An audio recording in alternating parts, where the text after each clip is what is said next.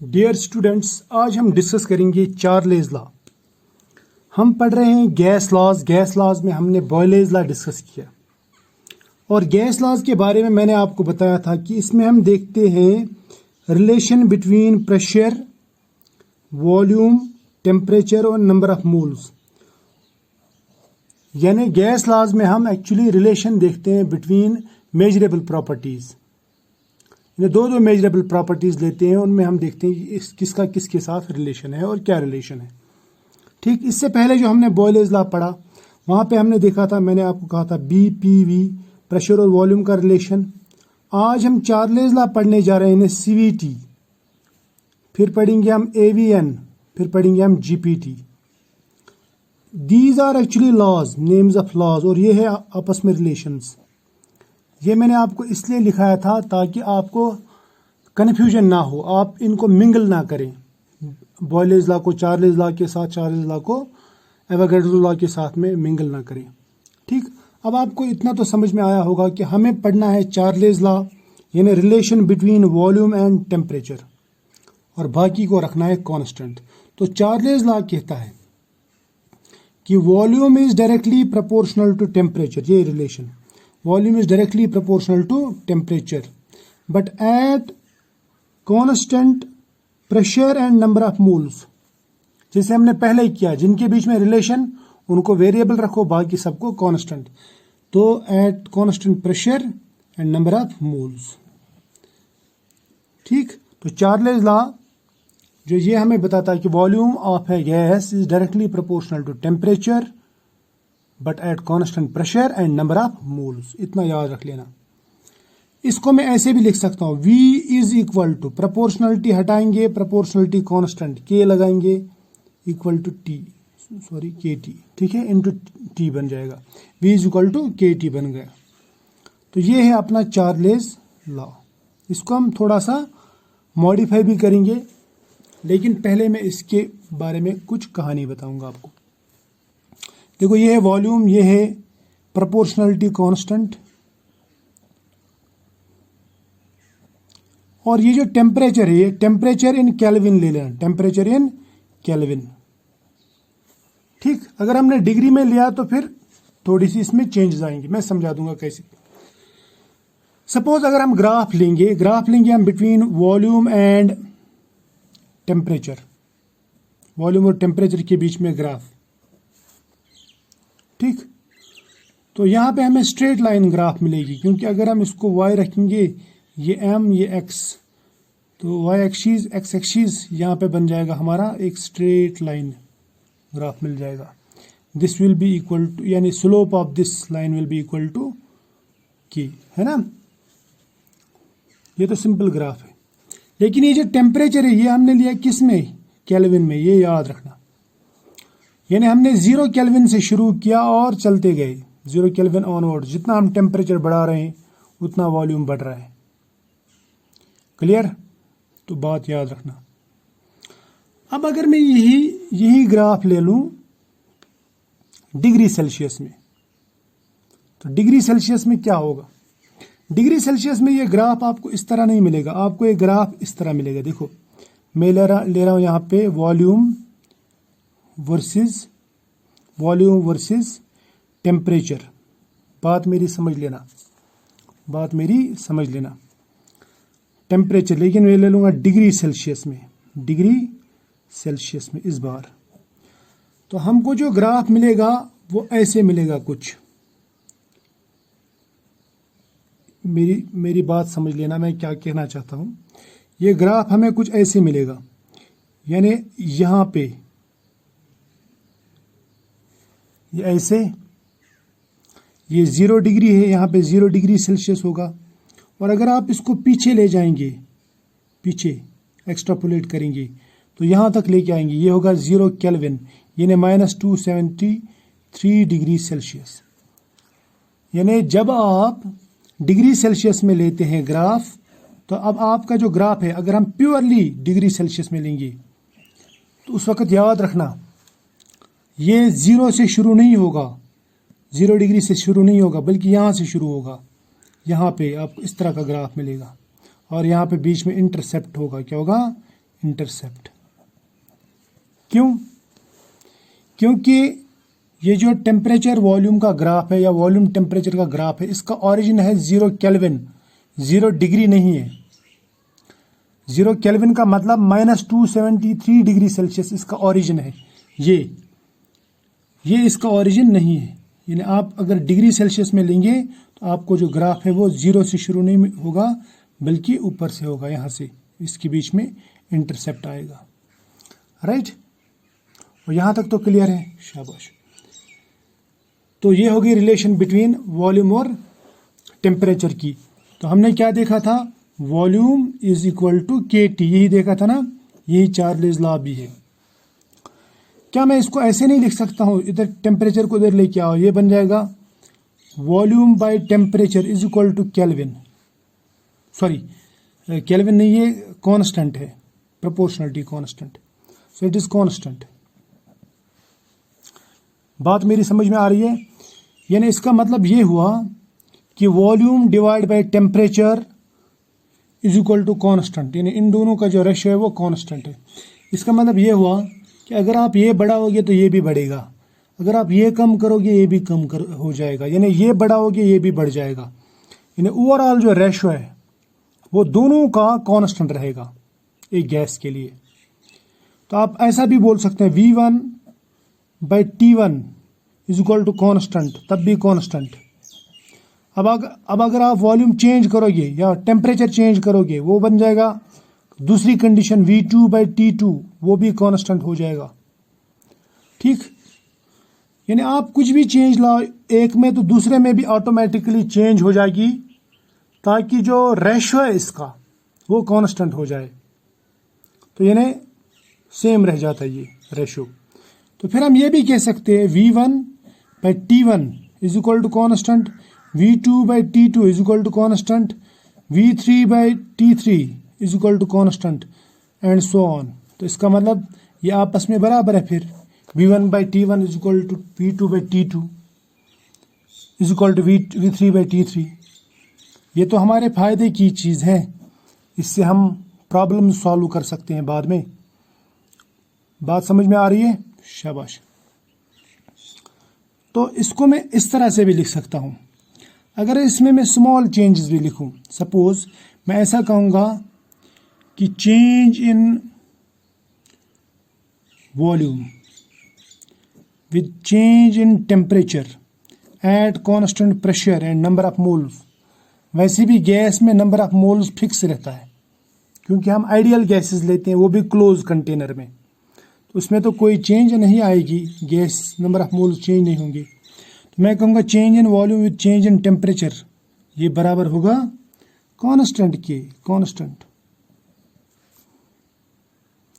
इसमें चेंज, इसमें भी चेंज एट कांस्टेंट प्रेशर, तो दोनों का जो चेंज होगा वो बराबर होगा, एक समान होगा, तो जो नेट रेशियो होगा वो होगा कांस्टेंट। बात समझ में आ गई? बहुत ही आसान है ये। अब मैं और एक स्पेशल ग्राफ लेता हूं इसके लिए।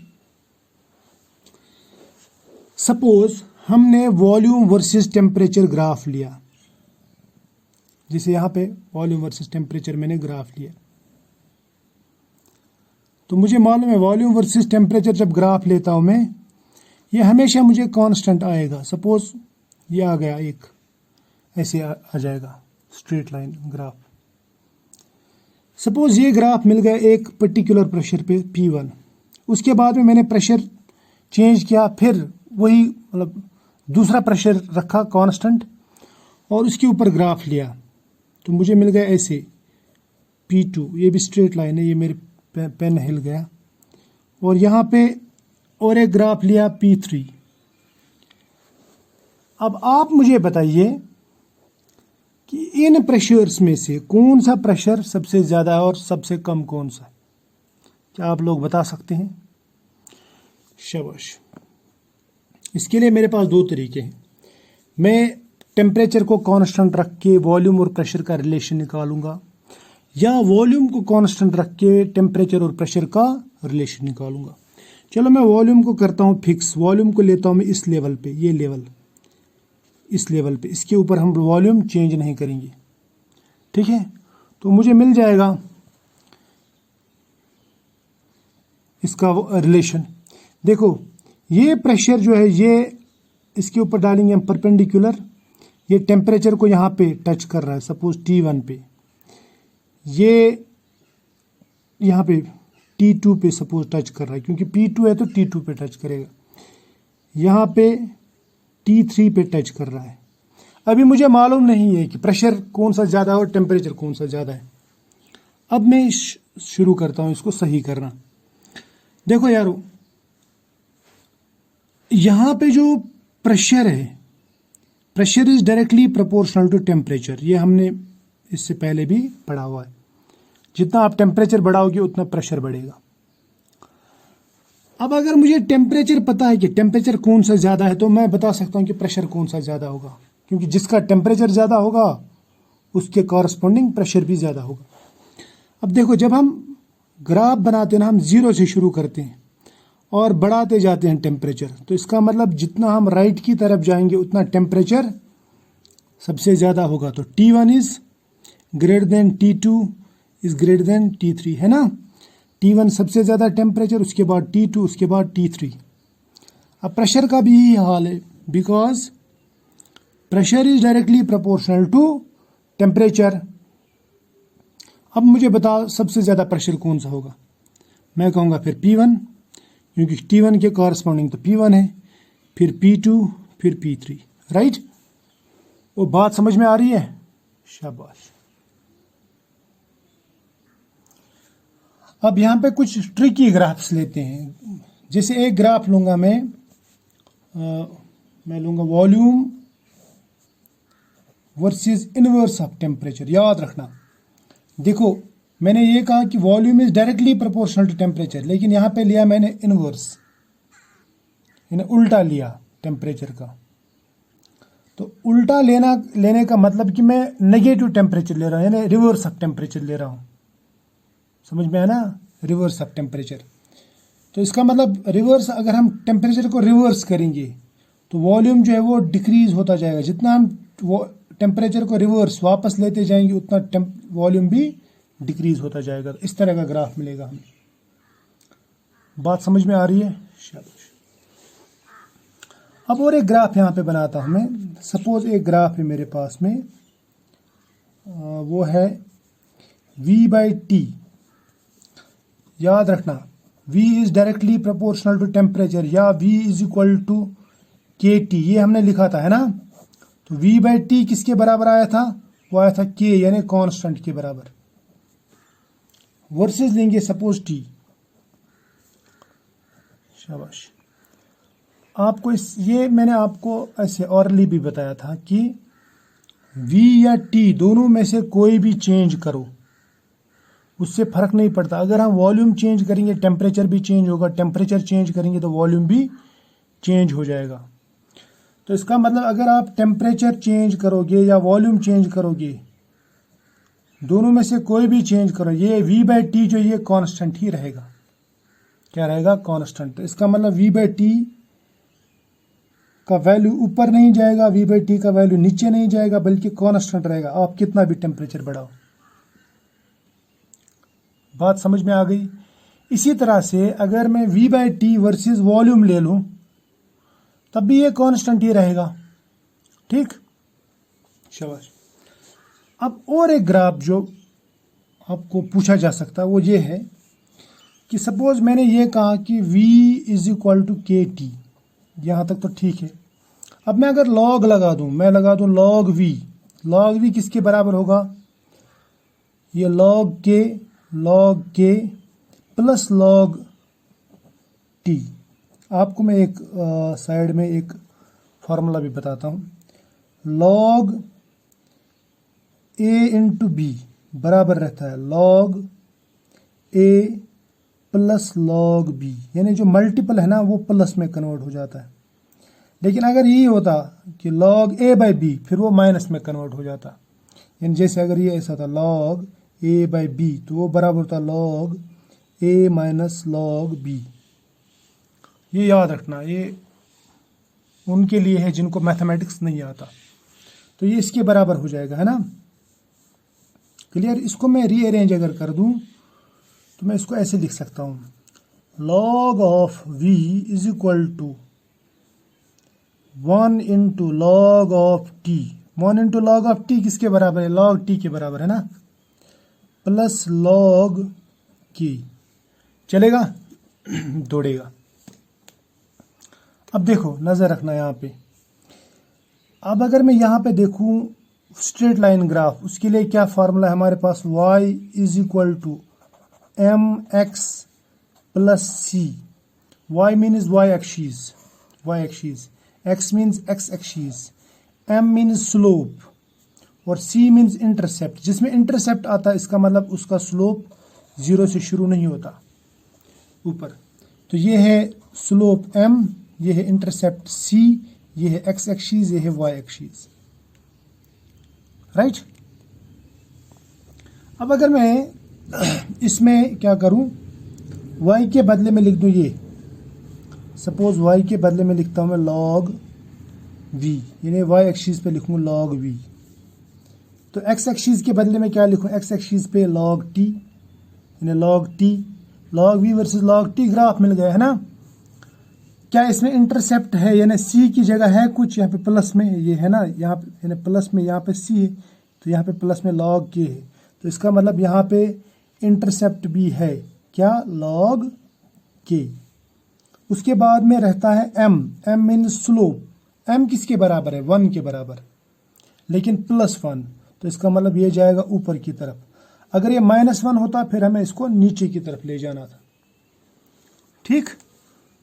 वो समझ में आया? तो ये है जनाब चार्लेस लॉ। अब इसके बाद में हम पढ़ेंगे गैलो-ज़ाइक्स लॉ, लेकिन नेक्स्ट टॉपिक में। फिलहाल आज यहीं तक, फिलहाल इस लेक्चर में यहीं तक।